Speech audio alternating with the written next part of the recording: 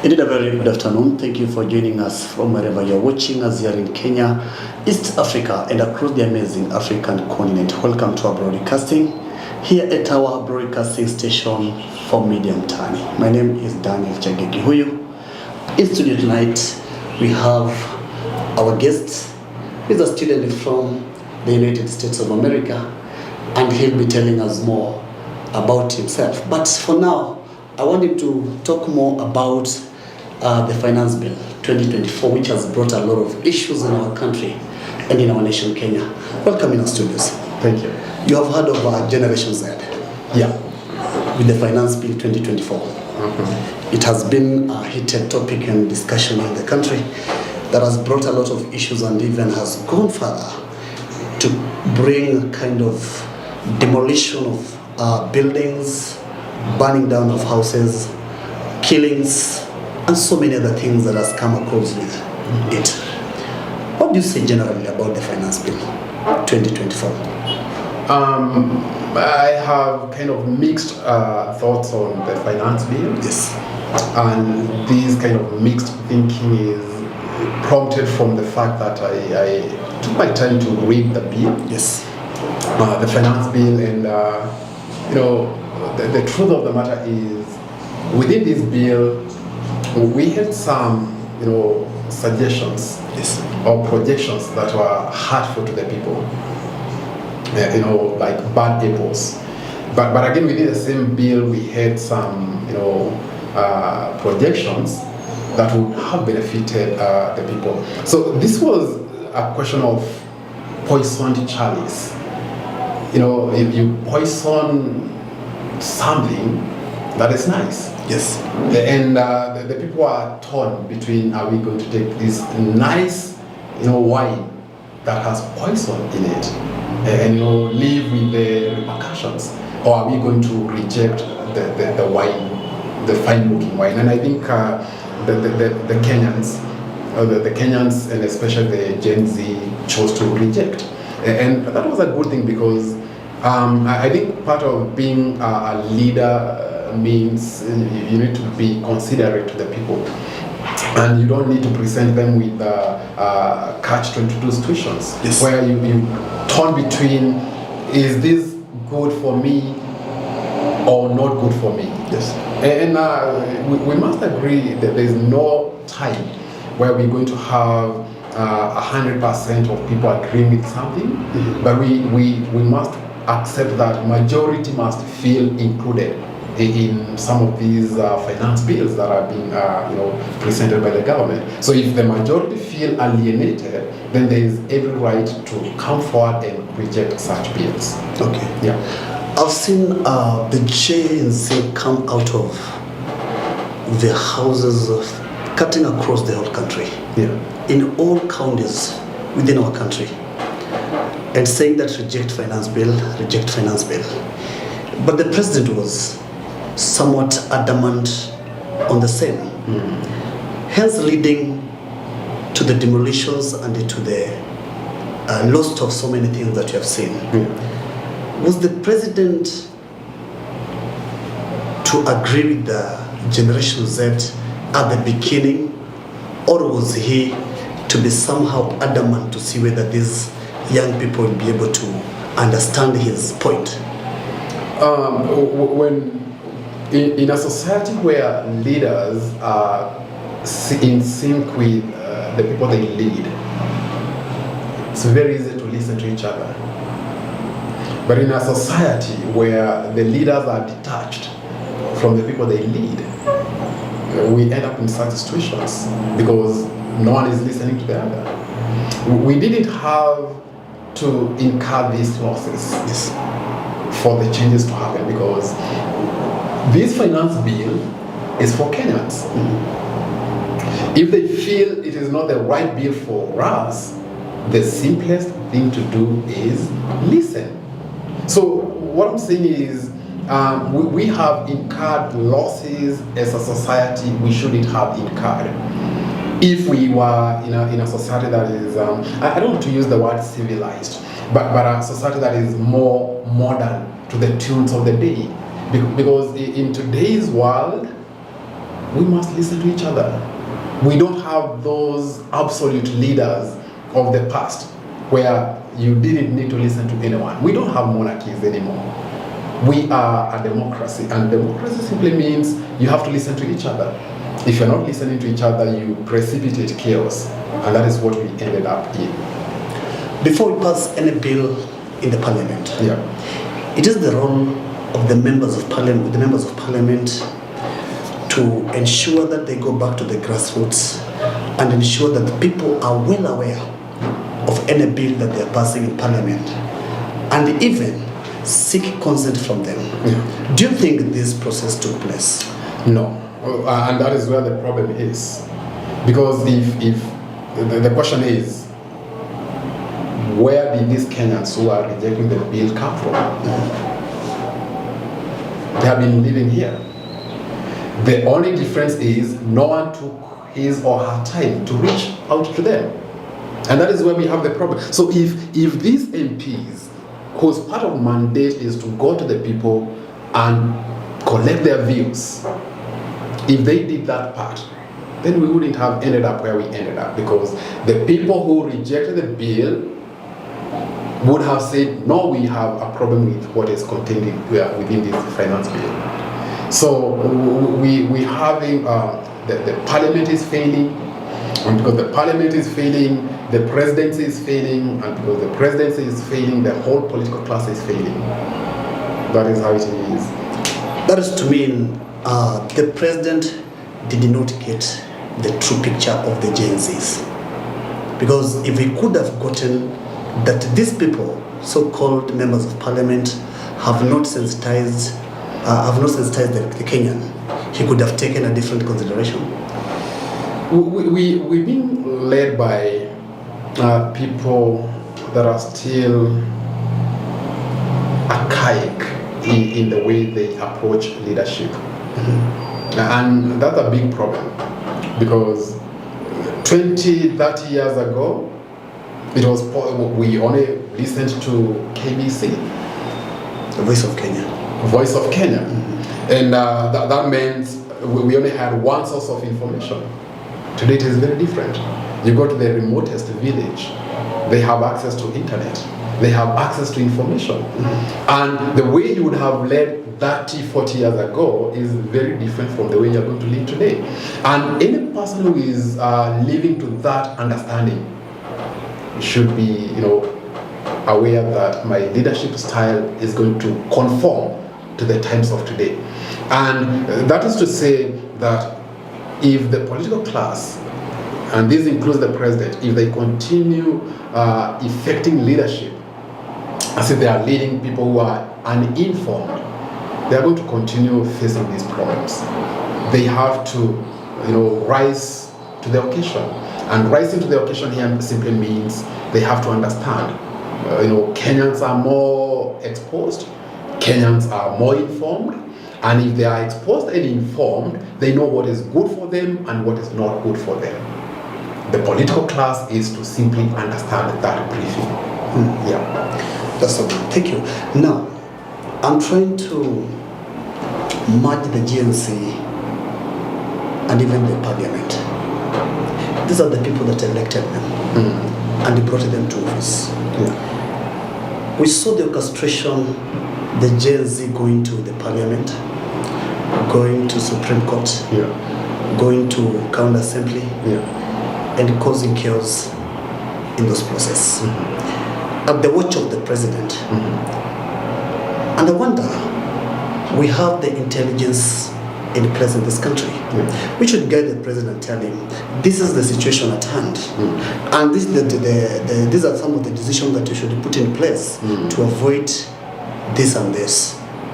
Do we therefore mean, if at all the government through the parliament was not able to foresee the GNC well, what about the Intelligence Service Commission? The intelligence, and that's a difficult question, because when you talk about the intelligence, they have their limit. like there's the much they can know. You know, we must also kind of demystify the intelligence. Sometimes we think like the intelligence knows everything. Sometimes they don't know everything, and especially when these responses are so sporadic. This is not something that is organized. It's not like people are organizing for years on what we'll do when this bill is passed. This is something that is, you know, authentic. It's something that is unplanned. It's kind of it's people, you know, meeting in those social media spaces and saying, tomorrow we meet here to say no to this. You know, this is not something that has any planning. You've been hearing them say we are leaderless, we are, you know, tribeless. That is a big statement, because if someone is leaderless, who are you going to nail down? You cannot nail down anyone, and if you cannot nail down anyone, then it means you cannot stop this. You cannot. It's like those legendary snakes with 7 heads. You cut one head and another sprouts. You catch one another head. So it's very hard to stop these using intelligence. The only way you can use intelligence in this case is to understand, what do these people want? And once you understand, you collect intelligence on what the people want, then the political class meets those demands. That's the only way to solve these using intelligence. Because we have those in different countries. We have seen protests that are, you know, so organic. No one is organizing this. People are just meeting and saying, no, we have to reject this. You cannot stop that using intelligence. Now that's to mean the government had only one option. Yes. To listen to these young men and call them on the board and let them bring down the talks. And I think they are even very particular. We don't need to sit down, because the things we are asking to see do not need a sitting.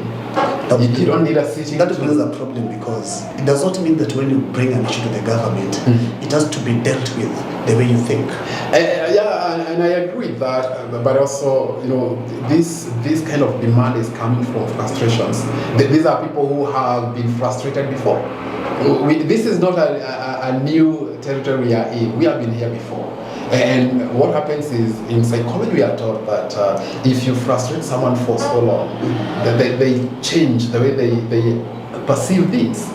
So if we sit down and you lie to me, and we sit again and you lie to me, and I come up with an issue and you lie to me in a sitting, why would I want to sit down with you? There's no. I don't want to sit with you. I want you to just do what needs to be done. And that's where we are. You know, it is going to be very difficult to convince these people who have sat down elsewhere and been changed. How are you going to convince them to? Now, there's a question, because it is becoming a big thing. Yeah. Reject finance bill. President declined. Yeah. Appoint the Cabinet electoral commission. Yeah. The president came up with a committee that's going to foresee the whole process. Yeah. Remove from office all the cabinet ministers. They are all home. What hasn't the president done? What the president has not done, the president has just done what is politically relevant to him. That's all he has done. Because when we talk about corruption, has he addressed the question of corruption? How do we address the question of corruption? Are we going after these corrupt individuals? Because they are known. And you know, the thing is, if you sack the whole cabinet and you return some of these cabinet nominees or former CSs, you return them to the cabinet, well, you've done something. And that is, you know, within, and we should, you know, separate things. That is within the mandate of the president. It is his prerogative to appoint whoever he wants into this office. But we are at difficult times. These are, you know, they say during the times of war, you deal with issues as at times of war. Okay? Yes. And that, for example, if we are in times of war, you don't go shaking hands with enemies, because you don't know what the enemy is hiding for you. We are in those times. We are not. What do you mean when you talk about enemies? This is what I say. In war, when you go to war, you are facing an enemy, right? And an enemy could be your neighbor who you have disagreed with to a point of getting into war. Now, when you talk about war, this is a serious escalation. That's why you are fighting. You are looking to finish each other. Yes. So you don't go about shaking the hands of your enemies because you don't know what they have in plan for you. Yeah. This is where we are. In times of war, you act as you are in times of war. The president, if he made that political decision to sack the cabinet or to discontinue the cabinet secretaries, that was because he wanted to create a platform for peace. Now, once you establish this platform for peace between you and, let's say, the people you are in conflict with, you don't go again and using the backhand, you destroy the same, platform that you have created for peace, because that's what he did. And when people were happy that he sacked the cabinet, they even more agitated that he returned some of these people into the cabinet. Mm-hmm. So you have actually deepened the anger.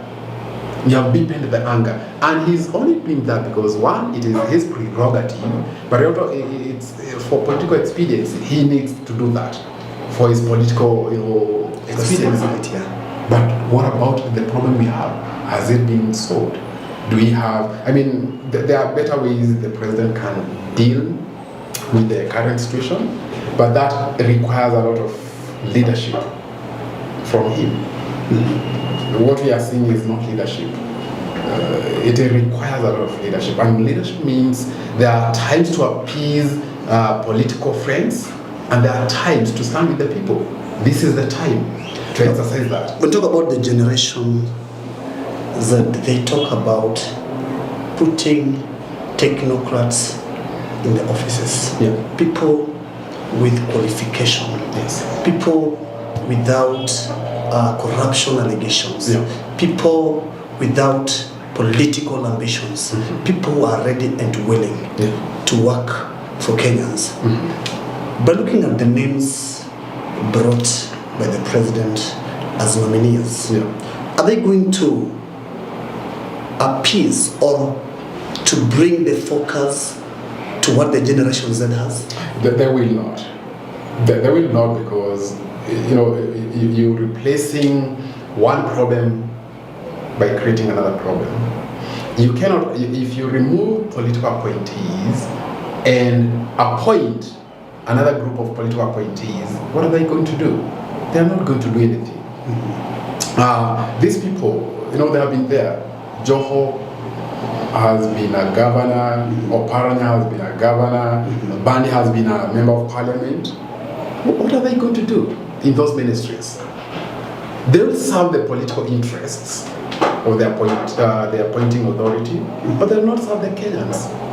As they have always done in the politics. As they have always done, because they say it is stupidity to do the same thing and expect different results. We are doing the same thing. This is what we've been doing since 1963. We've been having, in most cases, political appointees occupy these offices, these cabinet positions. And what do they do? Nothing.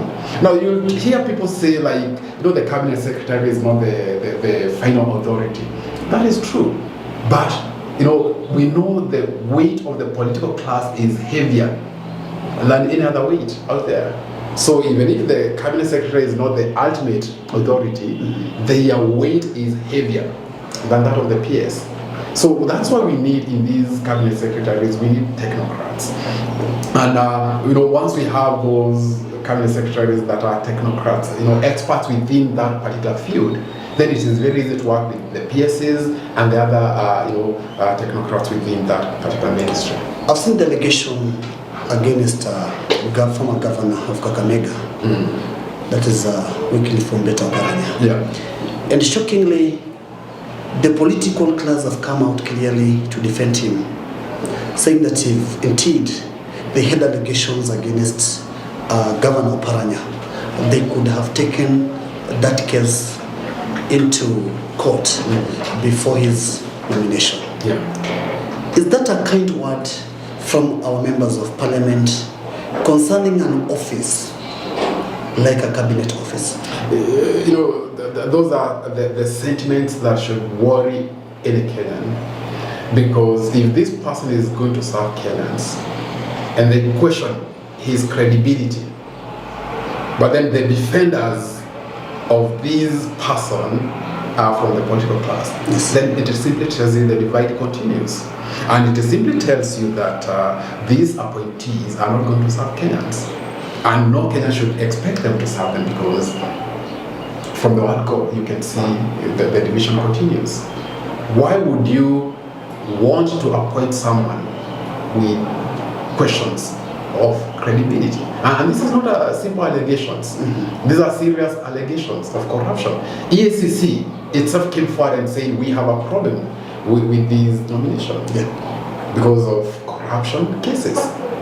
But the political class is now, gunning up to protect their own. Mm-hmm. And that is very bad, because it simply tells you when he gets into that ministry, he will be serving the political class, not Kenyans. And Kenyans are demanding for the cabinet secretaries and for a government that serves them. They are tired of serving the government, because that is what has been the case. Yeah. We have been serving the government. That's what we've been doing. But we want the government, a government that serves us. And for us to get that, we must have the right people in those offices. Seemingly, these names that has been fronted to the parliament goes through, and the president appoints those people and he gives them the mandate to the cabinet offices. What do you expect from the Generation Z? The GenZs should also be smart. I've just said, it's foolish to do the same thing and expect something different. Yeah. So they need to be smart, because by appointing these people, if they force their nominations through and they become appointed into the ministries, yes, the GenZs should look for a different strategy. And they are not short of options. Yes. Majority of Kenyans do not agree with what the political class is doing. So that is to their advantage. Mobilize in numbers. Start, supporting candidates into those parliamentary positions, into those political positions. And if they do that well enough, when we come to 2027, they can create a shift. And that is the shift we need for the right things to happen. Because if the right things have to happen with the blessings of the political class, then let's become the political class. Let's have a political class that is from these people who align with the people. And it is possible. Because time and time again, it has been proven when people vote overwhelmingly for a particular candidate, it becomes very difficult to rig. That's what happens. I mean, rigging may happen if there is, skewed kind of voting, but when there is overwhelming voting for particular candidates, and especially candidates who have been fronted by the GenZs because they agree with their ideas of governance, then they are going to sail through. And once they sail through, then we have change up there, because the people will be appointed into these positions will be the right people who should occupy those positions. Thank you. That's to mean that now the Generation Z should not continually come to the streets trying to fight with police officers, trying to push their way out. They should now come out and think on how they elect proper people into positions. That is the best alternative I would share with GenZs, because the question is, what is the cost of these street demonstrations, and who are bearing the cost? We have over 50 people who have been killed. These are GenZs. No single MP has been killed out of these street demonstrations. No single politician has suffered out of it. So it's like self-immortalization. You go to the streets and you lose. And the politicians would love it for the GenZs to continue being in the streets. Why? Because if they're in the streets, you can manage them from the streets. Yes. All you need to do is have the police throw out their tear gas at them, shoot them, so you can control them. But when you don't have them in streets, you cannot control them. You cannot control someone you have no reach over. So it's for GenZs to re-strategize, start thinking about civic education, educate people through these social media platforms. Let them know why it is good to have the right leaders in the right positions. Change the strategy, and once that is done, the transformations in 2027 will be huge, and the political class will be shaken. Thank you very much for coming to our studio. To the Generation Z, from a student from the United States of America, it's very clear that you need to change your strategy of doing things. Indeed, it is true that most of our young Kenyans have lost lives. And if it continues to foster our way out in the streets, most of us will continue to lose lives. Pick the advice. Wait for 2027. Bring to offices members of parliament, members of county assembly, senators, women representatives, governors, and even the president of your choice, on whom you believe will be able to deliver to the Kenyan society. It is a plea, it is a request, it is a cry from your very own brother, who no longer lives in Kenya, but is a Kenyan by blood, but now a student in the United States of America, pleading with all of you not to go to the streets, not to fight with the government, but to have a strategy of raising leaders with credibility, leaders with academic credential, and leaders who can understand your plea and even your cry. Thank you for joining us. Be sure to join me at the top of the hour once again. We meet. I'm your host, Daniel Chege Kiuyo. Thank you.